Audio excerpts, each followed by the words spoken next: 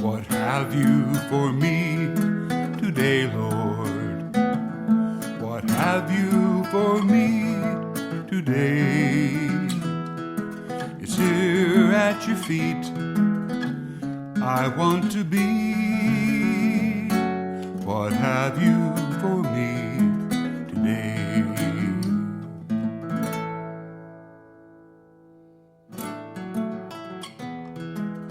You're listening to The Sons Are Free. The topic today is this Jesus? Lately, I've been spending time in quiet meditation of the come let us reason together sort, where a few scriptures have remained at the forefront of my thoughts and have proven very sobering by the questions they inspire. The scriptures are, I am the way, the truth, the life. John 14:6. Walk in the light, as he is in the light. 1 John 1:7. Obey the Spirit's teaching then, and remain in union with Christ. 1 John 2:27. My meditations are aided by the experiences God has brought me through, such as my brief foray back into an institutional church, which gave me many things to examine and the effect they had on my fellowship with Christ and others. These have helped me to see more clearly the connection between my choices, actions, and involvements, and my unity with Christ.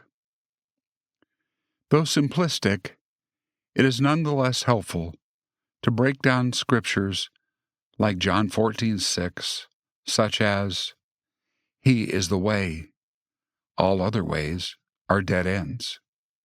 He is the truth, all else is distraction or deception. He is the life, all else is death. Also, since the way, the truth, and the life is a person, Jesus, then every detour, every falsehood, every vanity I pursue leads me away from Jesus. Why then should I be surprised if when I take a detour, Jesus is not there when I arrive? Or when I embrace a falsehood, someone turned off the light.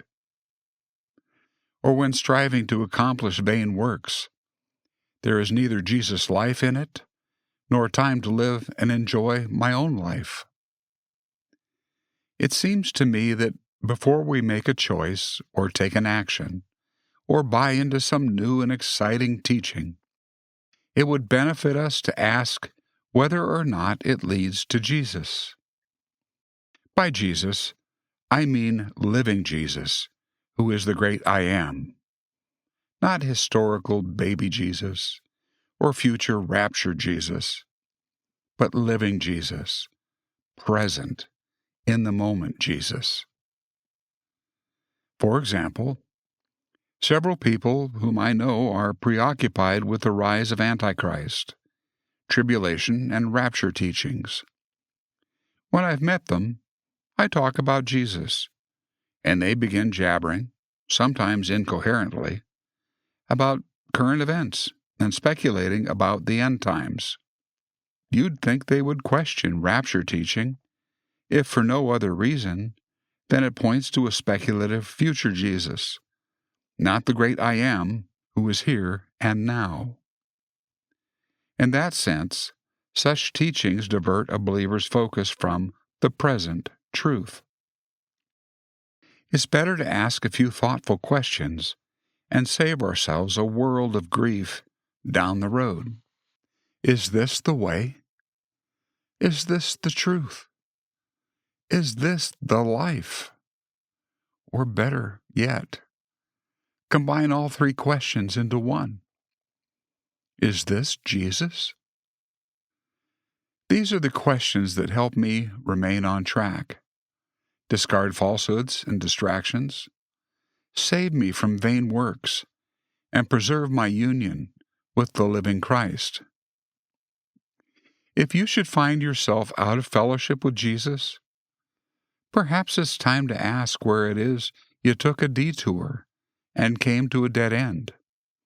What deception has robbed you of truth? What dead work has stolen your life? And then turn around and run into the arms of the one who is the way, the truth, the life. Decades ago, the Spirit gave me a dream that's remained with me and still inspires meditation. Previous to the dream, I had enjoyed sweet fellowship with Jesus every morning until the day he hid from me. In the dream, I was in two places at once. In the Spirit, observing myself from above, I walked a circuitous trail around what looked like a mountain meadow, with pine trees, a brook, wildflowers, and weathered logs laying about. It was like looking at a live-action diorama.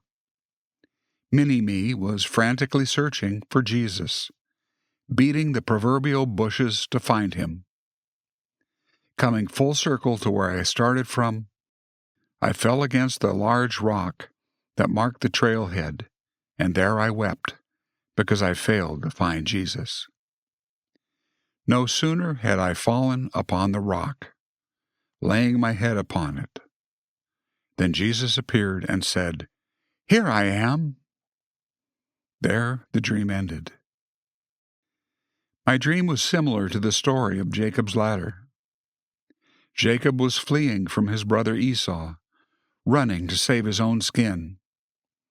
When night fell, Jacob stopped his running to get some sleep and laid his head upon a rock.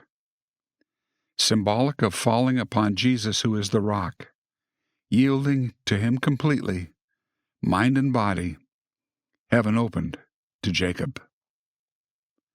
With my male tendency to forge ahead in the flesh, it's an invaluable dream to remember. Jesus is not found in our striving, in our frantic searching. He is found in our surrender and falling upon and coming to rest in him. In ceasing our vain efforts and yielding our minds, our head, to the higher thoughts and ways of Jesus.